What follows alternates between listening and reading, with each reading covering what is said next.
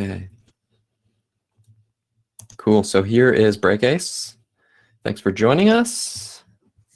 So this is what I wanted to do today is just talk about how I got faster with flats. So I am not a flats rider. Normally I ride clips and I always have. But I see people using flats all the time, and it got me interested to try to understand, well, what are the actual benefits of riding flats? So anytime that I've tried riding flats, I feel really, really slow and I hate it. But actually, when I would kind of look at my times, I would look at my times and say, actually, I'm going pretty quick. It's not that bad. So I knew there was something there. And so I gave myself some time to ride flats, get used to them. And I actually kind of enjoyed them. I felt really silly at some parts of the trail, especially when the trail was slow and maybe a little bit flat and you had to pedal across a bumpy trail. I felt like my feet kind of came off and it just didn't feel, it just felt slow. But then going around turns, obviously that's when I felt really good with flats.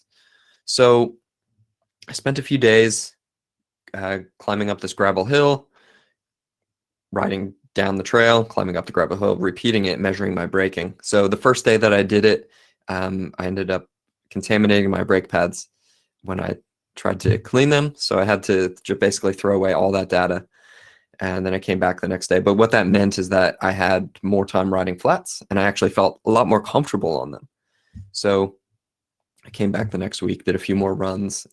What I did was 3 runs on flats and then finished with the clips. So I already knew what I was doing in clips, so I didn't need to practice them again. But I did need to try my get used to my flats and just become confident in that I wasn't comparing something I didn't know to something I did know. And the results actually really surprised me.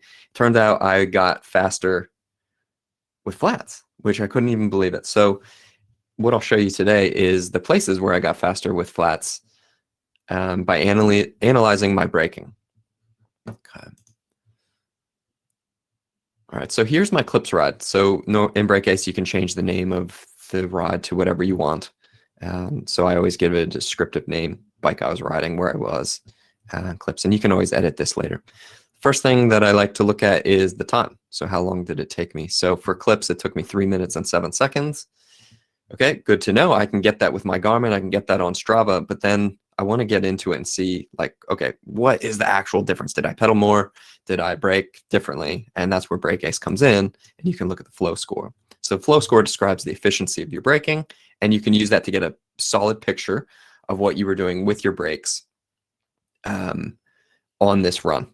And you can use that to compare to your friends. You can use that to compare with yourself and different equipment, and you can use that to compare different events, which is what we're going to do today, different events on the trail using different equipment and different approaches. So we'll focus on just what we did with the pedals on this day. So of course, if you wanted to analyze with the raw data, you can. Power is it's not like pedaling power where higher is always better. That's why we had to create the FlowScore to make it really simple to understand. It basically is looking at power to speed ratio. Okay. So the 3 places where I was faster. So I basically went through this and tried to pick apart where are these little tiny places, because the FlowScore was not hugely different between the clips and flats. In the end, my FlowScore was 59.9 with the clips, and on flats, which I'll pull up later, was 56 point something, 3 seconds faster. So I was definitely faster with my flats and definitely felt slower, but I definitely had a lower FlowScore, and that's where I was starting. That's where I can start to look at the differences in my braking between these runs. Okay. So what I identified was 3 places where I was faster with the clips or with the flats.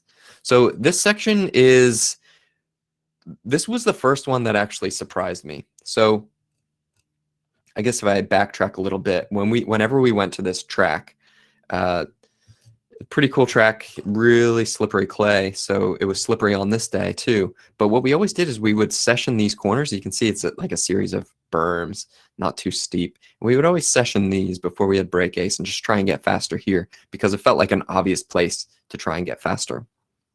But that actually rarely shows up as a key opportunity.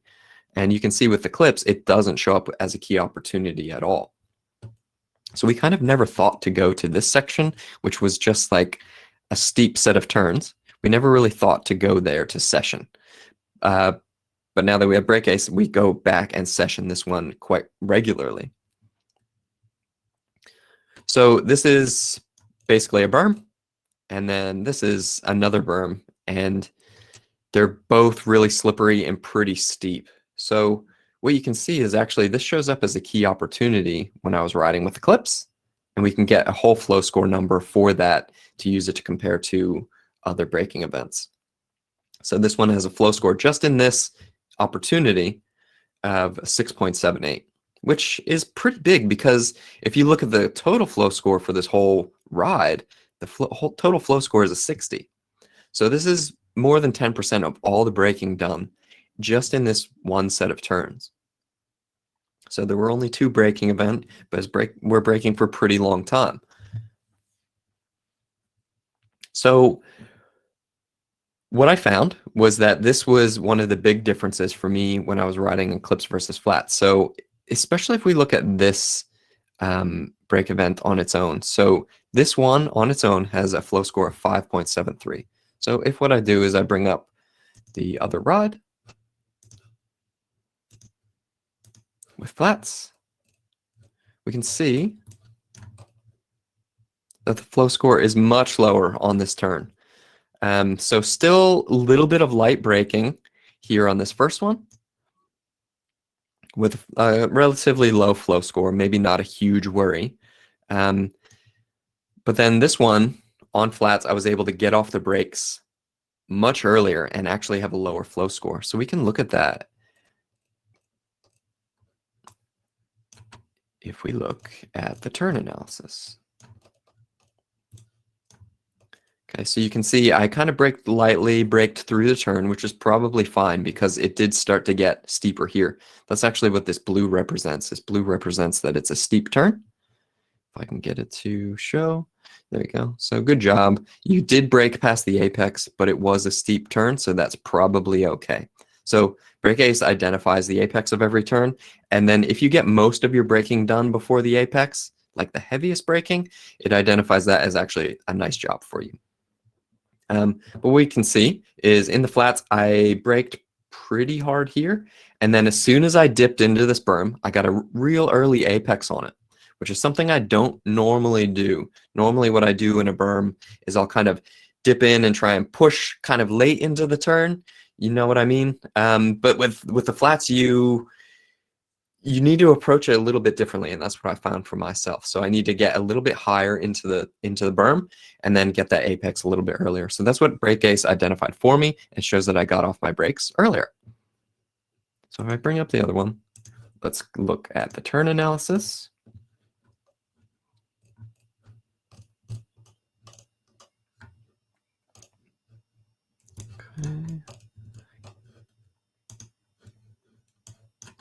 Okay, so this was with clips. I came into the turn, I started braking much earlier. I had a late apex on the first turn, and then I kind of braked all the way through. So this is where it's actually the steepest. And this was all rear brake, actually, for most of the time. That's pretty normal. When we come out of a turn, we kind of drag the rear brake a little bit. I think that's totally fine to kind of maintain speed. But what we can see here is I braked all the way through, and then by the time I got to the apex, I was already going slower. So this is what increased my FlowScore overall between the clips versus the flats.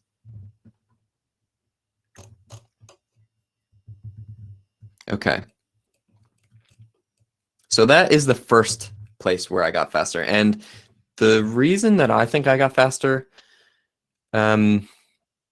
using flats is that in this berm, I was able to kind of lean my foot on the pedal. So this isn't something that you can do with clips because you're locked in, right? But when you're in clips or when you're on flats, you can lean your foot on the pedal and just push a little bit differently. Now, for me, riding clips most of the time, I never really thought of this even being a thing. But now that I've been spending more time on flats, I actually think about this a lot. And because it doesn't really matter how your foot is on the pedal, it just matters where your pressure points are. So you have the pressure points of your feet and your hands, and you can move your body around those, and you can push differently on the different pressure points. So by me being able to do that, I was actually able to brake more efficiently in this bermy turn. Now for me, berms are my weakness. And I think, most of us are spending more time on berms these days, whereas kind of back in the day when I started mountain biking, I didn't even see a berm. I didn't even know what a berm was. So it's definitely one of my weakest points. Now, for me to be able to use flat pedals and be able to ride more efficiently through these kind of turns, that's actually a really good point for me because that is my biggest weakness. Okay. Now, it's interesting actually that with the clips ride, this showed up as a key opportunity, but on the flats, it didn't. So that's quite interesting. So here is another key opportunity. So obviously we give you 3 key opportunities to just break down the trail so you know where to go to improve. Because there are lots of braking events. You can see here we had, 34 brake events. We don't want you to have to focus on every single one, right? Because there are the big ones where we can get a big chunk of time and really improve on those. Not all of these can be improved. You can see that these are light and the flow score is relatively low. Yeah, we're braking hard, but it's not very long and we're not really modulating. So can we do a lot? That's kind of the big question. We can't because we sessioned this trail so many times on these turns and I can't get better. But these are the places where I can get better. So that's what the key opportunity strategy does. And what it does is it looks for brake events that are close together, that are either modulated, heavy, or long. And if they are any of those, BrakeAce identifies these as points that you can improve, right? Because if we can either break these up or shorten them up or modulate a little bit less, what we can do is we can reduce our flow score and go faster through these.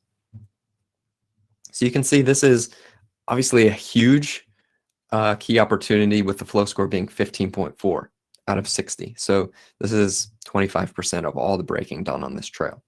Now this is a pretty fast section, and I actually went back to my video where I had the data overlaid, and I was kind of looking at the lines that I took through this section. And on clips, I just ride a bit skittery through this section. It's pretty straight, pretty ruddy. There's some rocks in there, which we don't have a lot of rocks on this trail. So when they are there, when they're combined with clay, it's really slippery. So this was a huge key opportunity for me. And when I did it on flats, I was actually able to improve it. So 15.4 for the flow score there. Now it still showed up as a key opportunity for me when I was riding with the flats. It was much shorter. So what I was able to do is I was able to get more braking done earlier and then separate these events out. So you can see that actually there still are more braking events, but there's more distance in between them. So what I was able to do is brake a little bit more efficiently, get my bearings, and then continue through this section. So now what happens is just this smaller section shows up as a key opportunity. So you can see still pretty big, but it is definitely improved compared to the last run.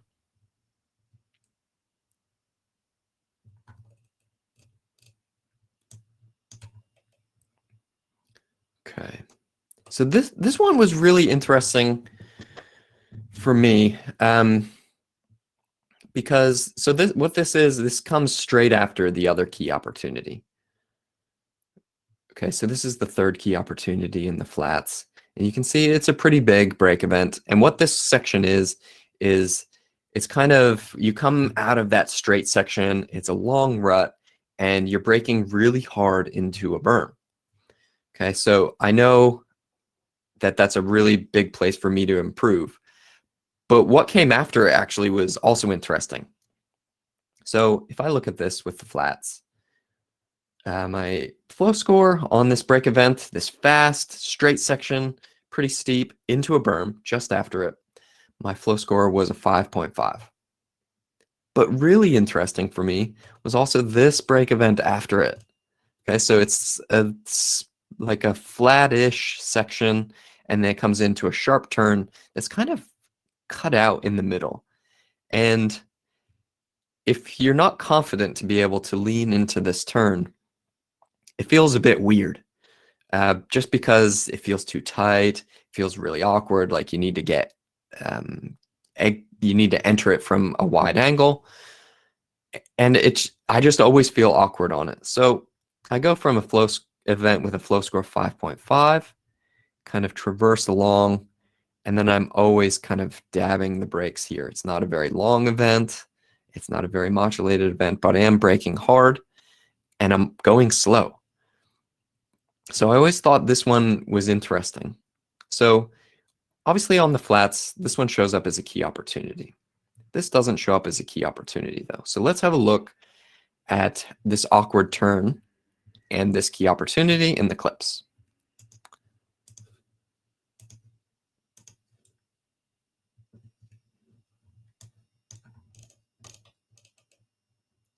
Okay.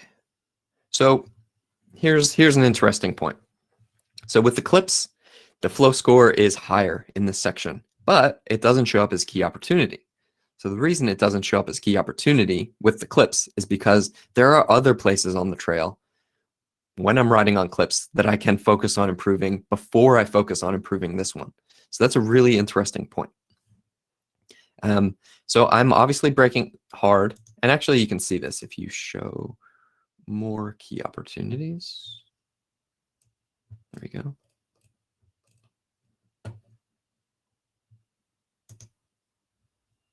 There it is. Okay, so it's the fourth key opportunity, this section. So whereas when I'm riding on the clips, we have this as a key opportunity, that doesn't show up on the flats.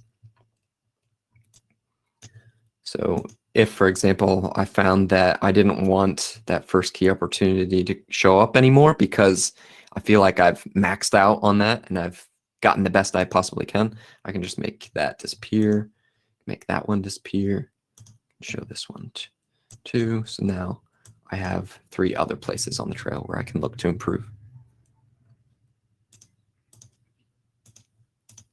Okay. So I'm braking really hard coming into this section with a flow score of 6.6. And then actually on this awkward turn where I feel like I really have to lean my bike and I feel so silly on this part, the flow score on the clips is even higher. Now, this was really interesting to me because I never really thought about going back to this section because it didn't show up as a key opportunity. But when we're looking at finding such tiny little differences in the trail, obviously comparing equipment, right? We're not using BrakeAce to try and get faster. We're using it to find out, okay, where am I riding differently with clips versus flats? It's these little tiny brake events that take a little bit more to look at. You're looking for the nitty gritty, the little tiny pieces on the trail. And this one was really surprising to me because it showed up as a flow score of 2.6, which is much higher than when I'm on the flats. So this is the same kind of thing where I'm turning right, which is my biggest weakness. It's a little bit bermy, pretty tight, and I'm over braking with clips. So that was really interesting to me. So actually, if I look at that,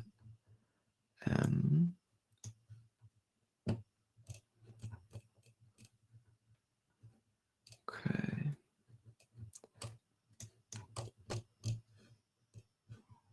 Yeah, cool. So you can see how am I braking? Mostly with the rear, not very I think if I brake too much with the front, I would probably just tip over, right? I would just tip over into this little weird hole that's on the side of the trail.